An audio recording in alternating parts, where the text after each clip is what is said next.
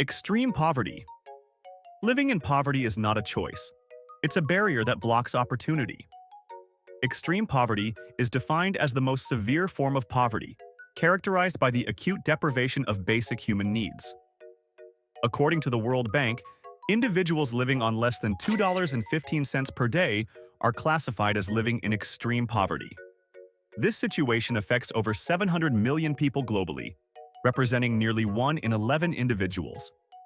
In a global context, extreme poverty manifests in various forms, often leading to insufficient access to food, clean water, healthcare, and education. In the United States, the definition of extreme poverty can vary slightly from global standards.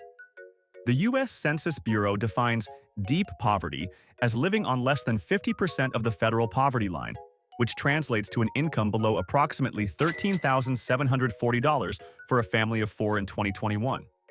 Example: a stark illustration of extreme poverty in the U.S.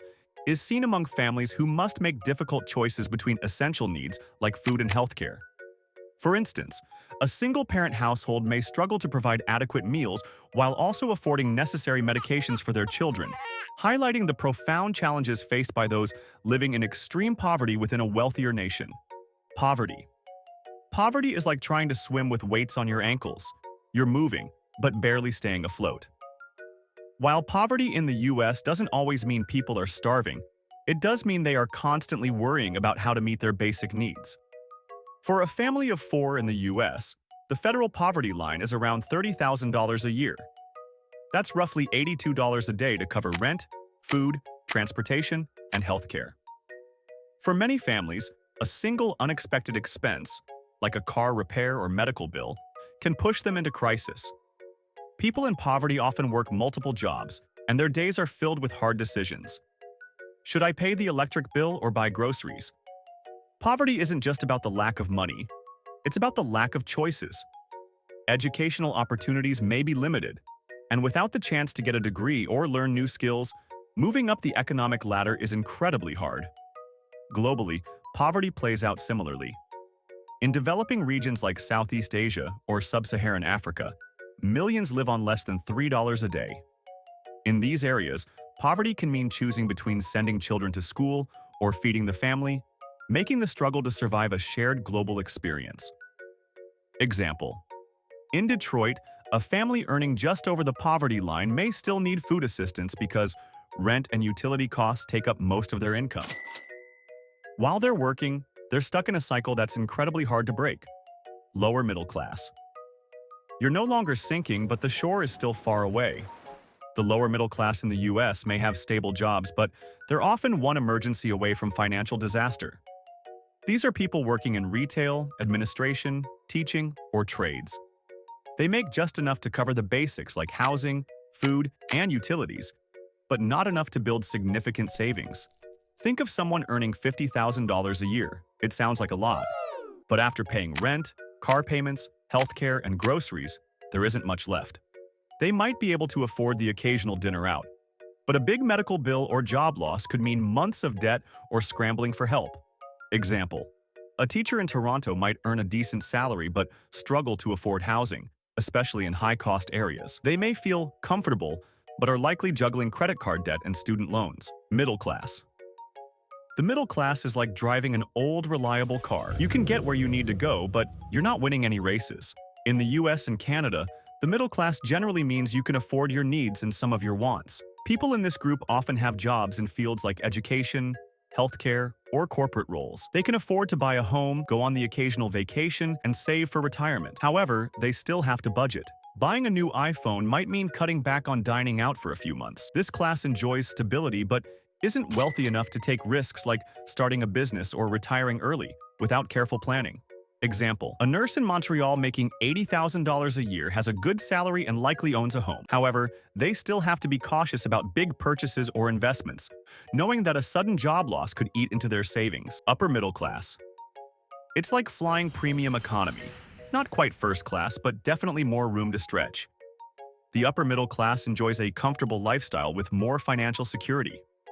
This group includes senior managers, successful professionals, or small business owners. They earn enough to live in nice neighborhoods, send their kids to private schools, and take multiple vacations a year.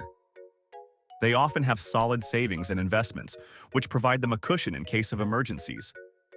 However, they're not yet wealthy enough to stop working. While they can afford luxury items like a premium car or high-end vacations, they still think twice before indulging on bigger-ticket items like a second home or a yacht. Example: a lawyer in New York City making $200,000 a year has a comfortable life, but with high living costs, they're not rich. They might drive a luxury car and have a financial advisor, but they still need to work to maintain this lifestyle. Affluent.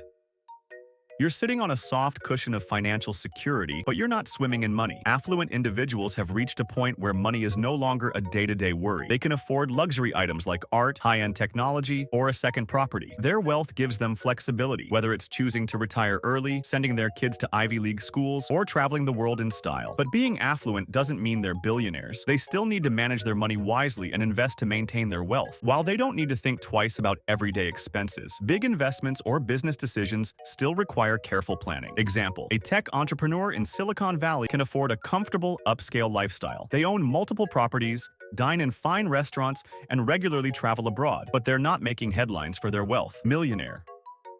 You've made it past comfort and into security. Your wealth works for you now. Becoming a millionaire is a milestone that often comes with financial security and stability. This could mean having a mix of investments, a house, and maybe even a vacation home. A millionaire can afford to make decisions based on passion, not necessity. They may choose to retire early, start a business, or invest in philanthropic causes. However, being a millionaire doesn't always mean living lavishly. Depending on where they live, such as in expensive cities like New York or Vancouver, the cost of living can eat up a good chunk of their wealth. Example: a retired engineer in Seattle with a net worth of $2 million might own their home outright, have strong investments, and enjoy financial freedom. But they still budget for big expenses like travel or home renovations, because wealth doesn't mean endless cash. Multimillionaire. It's like having so much money that even your wallet feels heavy. Multimillionaires, with net worths in the 8 or 9 figures, live lifestyles of luxury. They own multiple homes, high-end cars, and likely have substantial investments in real estate, stocks, or businesses. This level of wealth allows them to pursue passions without worrying about finances, and they often have the ability to make significant philanthropic contributions. However, they're not completely free from financial management. Many have financial advisors who help grow and protect their wealth through strategic investments. Example: a successful business owner in Toronto with a net worth of $50 million enjoys a life filled with luxury. They might have a vacation home in the Caribbean, a luxury yacht, and be a prominent figure in philanthropic circles. Billionaire. You're no longer in the game, you own the game. Billionaires are on a completely different financial level. With a net worth of at least $1 billion, they have more money than they could possibly spend in a lifetime. They own private islands, jets, and large stakes in companies that shape industries. Billionaires are often involved in massive global businesses and can influence economies, politics, and culture. While billionaires face unique challenges like managing vast empires and public scrutiny, they live lives most can only dream of. Example: think of Elon Musk or Jeff Bezos, individuals who have more money than some small countries. Their wealth allows them to not only live in luxury but also shape the future through investments in space exploration, technology, and philanthropy. Conclusion: wealth isn't just about the money you have in the bank. It's about how that money shapes your life. Whether you're at the beginning of the journey, struggling to get by, or at the top, enjoying ultimate financial freedom, each level of wealth comes with its own challenges and rewards. Understanding where you stand and where you want to go can help you make better financial decisions and move up that staircase to a more secure, fulfilling life.